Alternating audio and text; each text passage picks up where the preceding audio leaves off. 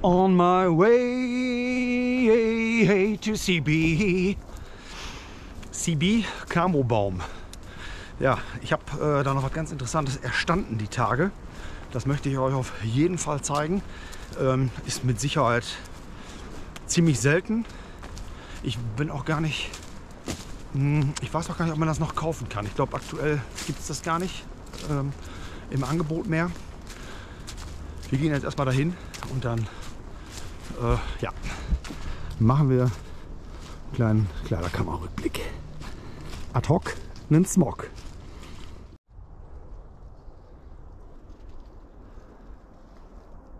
Und damit herzlich willkommen zu einem Rückblickvideo zum Scharfschützen-Smog der Firma Arktis in den Farben oder in der Farbe Woodland. Und das ganze Gerät schauen wir uns erstmal von oben nach unten an. Und wir beginnen hier oben mit der Kapuze. Das schauen wir uns gleich nochmal von hinten an, wenn wir den Smog umgedreht haben. Wir haben zunächst einmal hier Einstellmöglichkeiten für die Kapuze mit so einer Art Paracord, so eine Nylonschnur ist das. Bei sowas finde ich eigentlich immer Gummizüge besser, weil das immer noch so ein bisschen Restdehnbarkeit gibt. Das ist genauso wie, und das nehmen wir noch mal eben da unten Schwenk, hier die Kordel, die Saumabschlüsse, das ist ebenfalls dieses Nylonband. Ich finde das besser, wenn man da ein bisschen Flexibilität hat. Ne, hier in der Mitte genauso. Aber wir kommen da gleich noch hin. Weil es halt hier hängt, spreche ich es mal eben zuerst an. Das Ganze kann man, ja, wie man das so kennt, halt eben bis nach oben hin übers Kinn verschließen. Ich ziehe die Jacke jetzt nicht an, um das noch zu demonstrieren. Wir haben hier so eine Windflappe, wir haben die typischen Knöpfe hier mit dieser Nylonschnur auch hinterlegt und es ist ein Reißverschluss, ja. Ich weiß aber jetzt nicht, welche Firma das ist. Das kenne ich jetzt so nicht. Ich bin kein Reißverschluss-Experte. So, ich mache das da mal auf. Das Ganze ist in unschwer erkennbar Ripstop-Material produziert worden.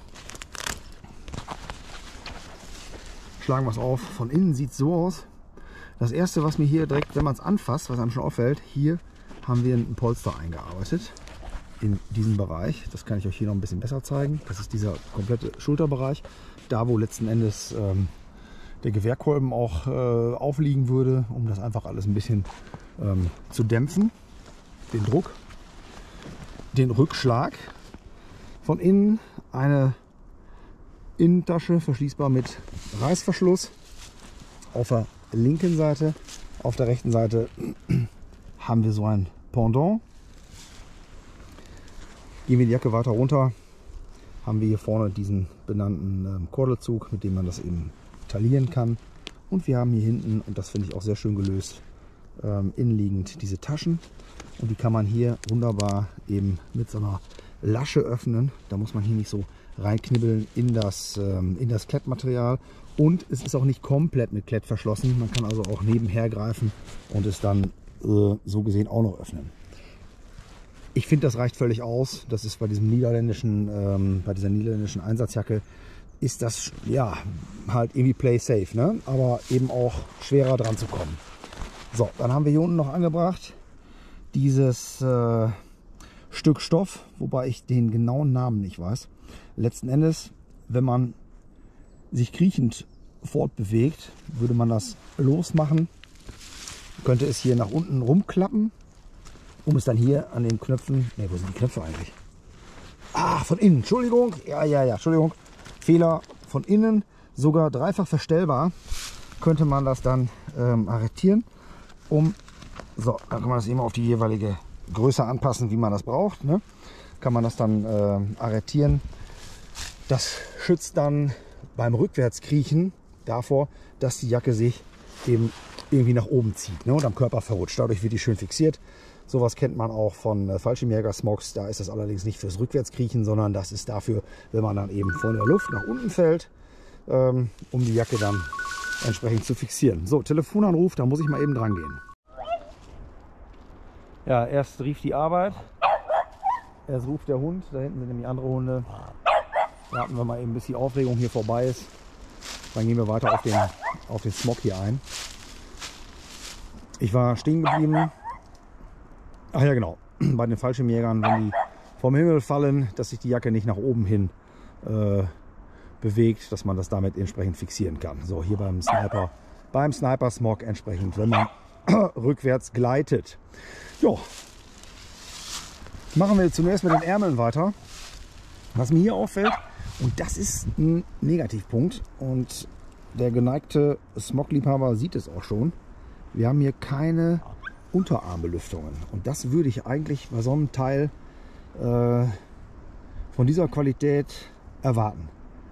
Apropos Qualität, nur ganz kurzes Zwischenresümee. Ist unfassbar gut, ne? Fühlt sich hier unglaublich wertig an. Richtig geiler Stoff, top. Machen wir weiter. Also keine Belüftung leider. Dann haben wir hier am Oberarm Taschen. Da läuft der nächste Hund, ich drehe hier durch. Okay, am Oberarm haben wir Taschen. Hier sind hier ist eine große Klettfläche. Da sind auch zwei so Patches drüber, um das entsprechend zu tarnen, wenn man dort kein Klett drauf hat oder die Klettfläche nicht nutzt. Mit Reißverschluss, verschließbar. Ausreichende Größe. Da kriegt man auch mal vielleicht sein Smartphone rein, je nachdem wie groß das Ding ist.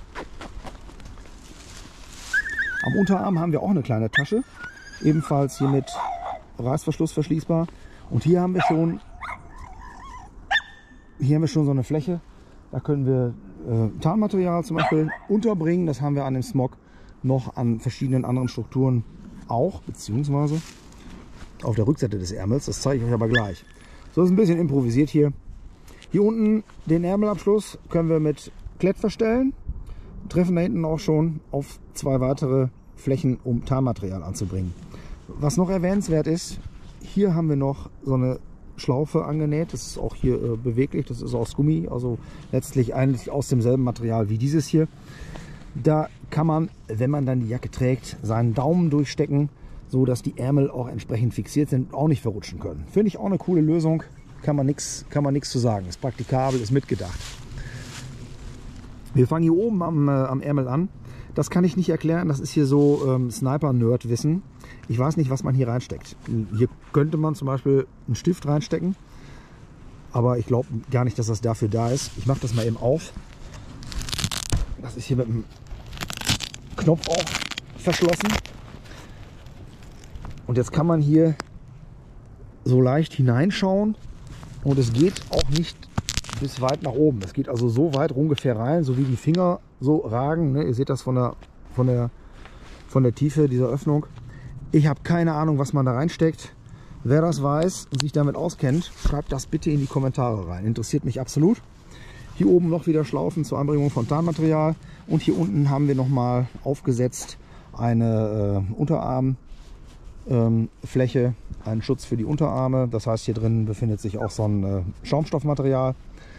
Wenn man den Arm anwinkelt, hat man den Ellbogen auch noch hier mit auf der Fläche drauf. Also finde ich von der Größe her sehr gut gelöst. Wir haben hier eine L-Jacke. An dem anderen Ärmel ist exakt das gleiche. Entschuldigung, dass die Kamera jetzt hier im Bild ist, oder der Schatten der Kamera, denn wir haben es schon etwas fortgeschritten von der Uhrzeit her. Deshalb auch dieser schöne warme Lichtton, der hier fällt. Da hinten geht es unter. Ist das gleiche, brauchen wir nicht drauf eingehen. Kommen wir hier oben zu den Taschen. Die sind, wie man das kennt, von Scharfschützen-Smogs eben mit einer Patte abgedeckt, sodass die Knöpfe da nicht im Gelände bzw. beim Gleiten alles mitschleifen oder abreißen könnten. Wir haben hier eine Eingrifftasche noch, die hinter der aufgesetzten Tasche lang geht. Und die ist auch wirklich richtig groß. Die geht nämlich, wie man es von den deutschen Jacken kennt, bis ganz nach oben unter die Schulter. Das ist also auch schön gearbeitet, da kann man nichts sagen. Hier zwischen ist noch ein Reißverschluss, der bei geschlossener Jacke dann den Zugriff auf den Innenbereich ermöglicht. Also entweder hier, um hier reinzugreifen, oder von der anderen Seite auch die andere Innentasche zu bedienen, oder irgendeine Jacke, die man da gegebenenfalls noch drunter trägt. Jo. Was wir nicht haben, sind Wasserablaufösen. Die haben wir hier auch nicht verarbeitet. Ich weiß nicht, wie super wichtig solche Ablaufösen sind. So extrem habe ich so eine Jacke auch noch nicht getestet. Aber als Anmerkung, sie sind leider nicht dabei. Hier haben wir dasselbe Bauchschema. Die Tasche an der Seite, die ist ein ganzes Stück größer als die Tasche vorne. Das ist auf jeden Fall auch irgendwie, ich sag mal, in gewisser Weise positiv hervorzuheben. Es kann ja nie schaden, eine große Tasche dazu haben. Wir haben hier in den Taschen auch noch diese D-Ringe. Die haben wir überall unten. Ach, oben auch. Entschuldigung, da habe ich jetzt mit der Jacke. Ich habe die Jacke auch erst seit einem Tag. Ich habe das nicht ganz so genau angeschaut. Wir haben also überall in jeder Tasche, so wie ich das sehe, ja, wir haben überall D-Ringe, um da drin nochmal entsprechende Ausrüstung fixieren zu können. Wir drehen das Ganze mal um. Warten Sie. Und fangen mal hier oben bei der Kapuze an. Wir haben hier einen Draht in der Kapuze zum genaueren Einstellen und Fixieren. Und wir haben hier hinten auch noch mal so eine Klettfläche, um die Kapuze eben auch in der Länge, sage ich mal, der Kopflänge oder der Kopfform besser anzupassen. Was wir auf dem Rücken nicht haben, das sind diese Aufnahmeflächen hier für Tarnmaterial. Der Rücken ist dort ja nackt, möchte ich es mal ausdrücken. Was dann hier noch interessant ist, wir haben hier hinten, wie es auch bei Scharfschützenjacken so üblich ist, im Endeffekt zwei Taschen. Die sind hier in der Mitte einmal abgenäht und das Ganze ist mit einem Reißverschluss verschließbar und nicht mit Knöpfen. So, ich mache das mal eben auf. Gucken wir uns das mal eben an. Reinfilmen, ja, bringt nicht viel. Ist auf jeden Fall auch groß, das Ganze von innen. Und wir haben nebst des Stoffes, und das muss ich noch mal eben auf die anderen Jacken auch mal eben übertragen, wir haben hier noch so ein, ja, irgendwie so eine Art oder so eine Nylonfaser, die da eingenäht ist zur Verstärkung der Taschen. Ich gucke mal eben in die anderen Taschen rein, ob wir das da baugleich ebenfalls haben, aber ich nehme es bald an, dass das so ist. Ja, das ist genau hier auch der Fall. So, entschuldigt bitte die Kameraführung. Da haben wir dann von innen das entsprechend auch mit diesem Nylon-Material verstärkt. Ja, ich glaube, ich habe jetzt keine Dinge an dem Smog vergessen, die ich noch hätte erwähnen müssen oder können.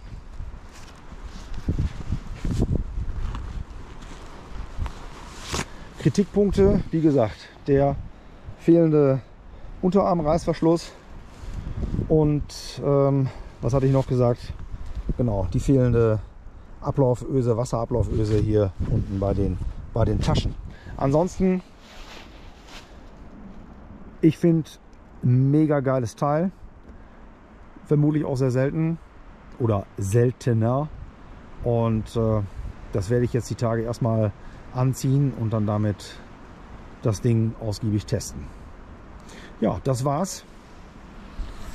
War ein bisschen holpriger heute, weil ad hoc Smog, ne, unter der Nummer könnt ihr das verbuchen. Der Scharfschützen-Smog der Firma Arktis in Woodland. Wenn euch das gefallen hat, lasst einen Daumen da. Lasst einen Daumen, den lässt er nicht da, den müsst ihr einen Daumen hochklicken. Ein Abo könnt ihr gerne da lassen. Und wenn ihr irgendwas Sinnvolles beizutragen habt zu dem Thema, absolut in die Kommentare. Ich bitte darum. Wir sehen uns beim nächsten Mal. Macht's gut, bis dann. Ciao, ciao.